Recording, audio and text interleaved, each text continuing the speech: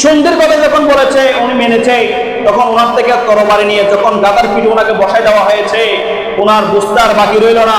এই আশসহ এই কুফাবাসীরা উবাইদুল্লাহ ইবনে জিয়াদের সৈন্যবাহিনী, এজিদের সৈন্যবাহিনী আমার সঙ্গে বিশ্বাসঘাতকতা করেছে, আমাকে কৌশলে বন্দী করে ফেলেছে। নাউজুবিল্লাহ বলবেন না।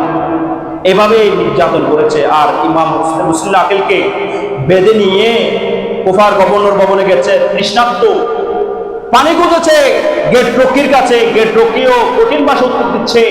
পানি শুধু কারবালায় বন্ধ হয়েছে এমন না, আহলে বাইত রাসূলের সদস্যদেরকে বিনা পানি তৃষ্ণার্ত অবস্থায় কুফার জমিনে শাহাদাত বরণ করতে হয়েছে। মুসলিম আকিল পানি খুঁজতেছে, ওই গেট রক্ষী এজিদ বাহিনী বলছে এই পানি তোমার জন্য না, তফাকা করতেছে। আর উবাইদুল্লাহ ইবনে জিয়াদের কাছে যখন নেওয়া হয়েছে, মুসলিম আকিলের সঙ্গে বাকবিতণ্ড হয়েছে। মুসলিম আকিলকে জোর জবরদস্তি করেছে এজিদের পক্ষে বায়াত দেওয়ার জন্য।